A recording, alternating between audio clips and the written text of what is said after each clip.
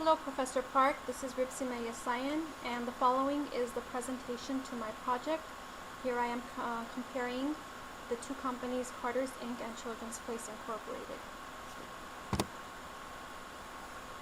Carter's Incorporated markets branded children's wear under the Carter's, Oshkosh, Skip Hop, Child of Mine, Just One You, Simple Joys, Precious Baby, Little Planet, and other brands in the U.S. and internationally. The company operates through three segments: U.S. retail, U.S. wholesale, and international. Its products include babies and young children products such as bodysuits, pants, dresses, blankets, layette essentials, bibs, etc.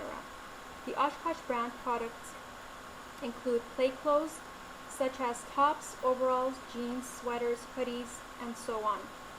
The company also provides products for playtime, travel, mealtime, bath time, home gear, among many others. It operates 18,000 wholesale locations, including department stores, national chain stores, specialty stores, and discount retailers. As of February 24, 2020, it operated approximately 1,100 company-operated stores. It also sells its products through online websites, as well as other international wholesale accounts and licensees. It was founded in 1865 and is headquartered in Atlanta, Georgia, employing 23,000 full-time employees. The chairman and CEO of the company is Michael D. Casey. Casey joined the company in 1993 as Vice President of Finance, who then eventually became CEO in 2019. Prior to joining Carter's, Casey worked for Pricewaterhouse LLP, which is a predecessor firm to PwC from 1982 to 1993. Here's some background information for the competitor, Children's Place. Children's Place Inc., doing business as the Children's Place, operates as a children's specialty apparel retailer. The company operates through two segments: the Children's Place US and the Children's Place International. It sells apparel, footwear, accessories, and other items for children, and designs, contracts to manufacture, and sells merchandise under the proprietary The Children's Place and Baby Place brand names. As of February 2, 2019, the company operated 972 stores in the US, Canada, and Puerto Rico, and 217 international points of distribution operated by its 8 franchise partners in 20 countries. It also sells its products through childrensplace.com and online, which is their online store. The company was formerly known as the Children's Place Retail Stores Incorporated and changed its name to Children's Place Incorporated in June 2014. It was founded in 1969 and is headquartered in New Jersey. The company employs 3,900 full-time employees. It was founded in Hartford, Connecticut in 1969 by David Culver and Clinton Clark. They began by selling toys, apparel, and accessories before deciding that apparel had the most growth potential. By the early 1980s, the Children's Place was repositioned as a specialty retailer of children's apparel for newborns to preteens and began offering private label merchandise as well as branded products. In October of 2019, the Children's Place had paid $76 million for the rights associated with both Gymboree and the Crazy 8 brand after Gymboree filed for bankruptcy protection back in January of that year. At the time, Gymboree had 800 locations, all of which closed down. It marked the second time Gymboree had gone bankrupt in under 2 years. Children's Place made an announcement to relaunch Gymboree.com in 2020 and add Gymboree shops inside 200 of its stores across the U.S. and Canada. Earlier this year in 2020, the products were launched in select stores and online. Jane T. Elfers is the CEO and president of the Children's Place retail chain. She is the former CEO of department store Lord & Taylor. Elfers has been president and CEO since 2010. Now let's compare the net sales for these two companies. Just by looking at the graph, you can see there is a significant difference in their net sales average between the two.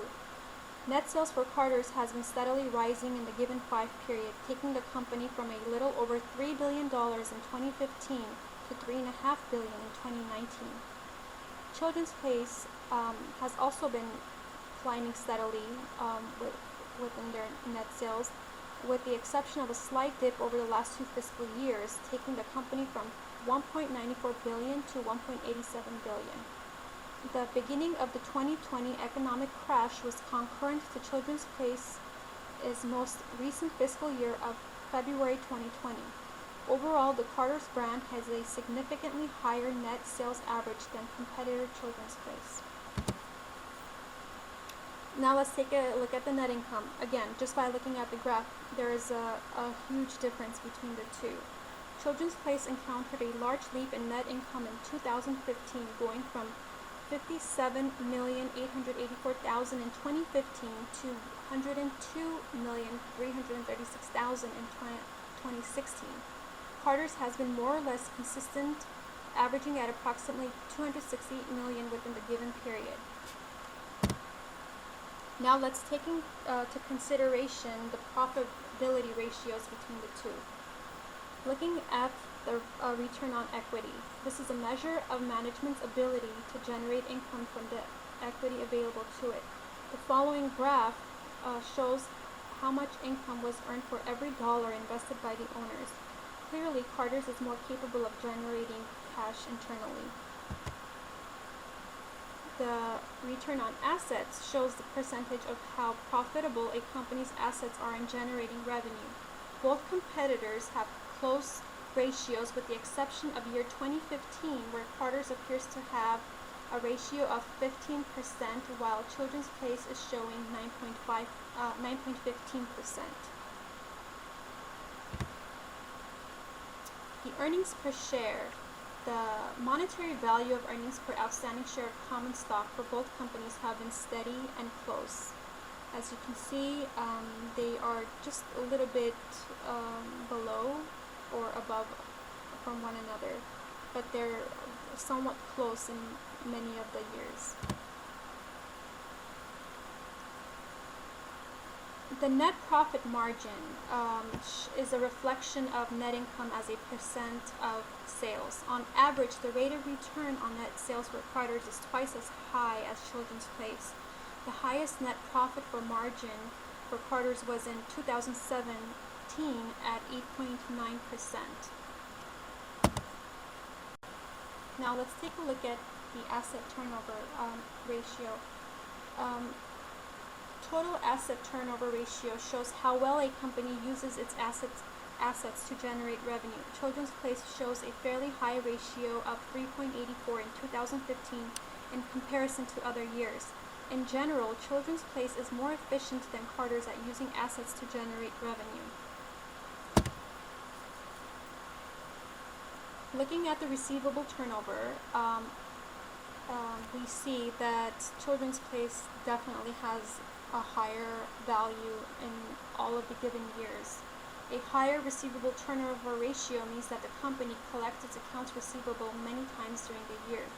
Children's Place collects its accounts receivable at an average of 60.9 times a year, while Carter's collects at an average of 14.8 times a year.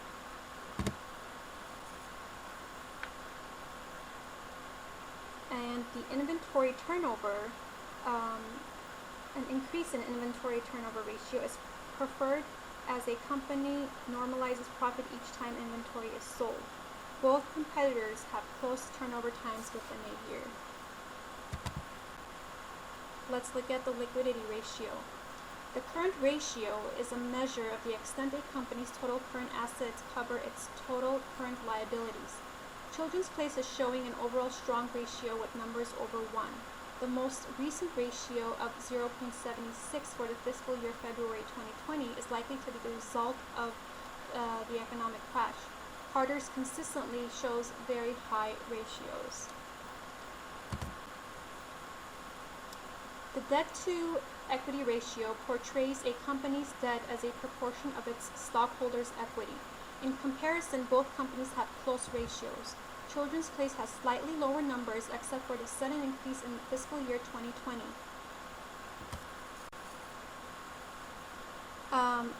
The cash coverage ratio is an important factor considered by investors and analysts. It's essential to have enough cash on hand to make required interest payments. Carter's has an average ratio of 11.3 times, whereas the Children's Place shows unusually high numbers in 2015 through 2017. Now, let's focus on some other factors that might be affecting the way the financials have been showing and performing given the two companies. Both companies are in the apparel retail industry, and the apparel retail industry consists of daywear, evening wear, underwear, sleepwear, shoes, purses, and various accessories. High-end luxury such as cashmere, fur, as well as sweats, activewear are also included. For many individuals, purchasing apparel is only done so when clothes wear out. However, for many others, shopping for clothing is a present and regular part of their lives. Some of the challenges that the industry faces include the demands of the millennial consumers. Millennials don't like to overspend, waste time, and expect good customer service. Above all, millennials are not loyal to brands. They can easily switch between brands for a 30% discount. Retailers that can react quickly when consumer tastes change and can deliver the products consumers want quickly will experience the greatest growth. While the Children's Place has encountered some downfalls, Carter's continues to be successful. Much of its recent success comes from the Just One You Made by Carter's line being sold exclusively at Target. An exclusive brand for Walmart was created as well. To meet the internet-savvy demand of millennials, Carter's created Simple Joys by Carter's for Amazon Prime. Therefore, the retailer's biggest competitors, Walmart, Amazon, and Target, bring about the majority of their customers. Analysts believe the secret to their success has to do with the strategy of putting all of these brands all under one roof as they reinforce the mothership brand, which is Carter's. As a result, Carter's currently holds a 25% of market share for baby apparel ages 0 to 2 in the United States. Thank you for your time.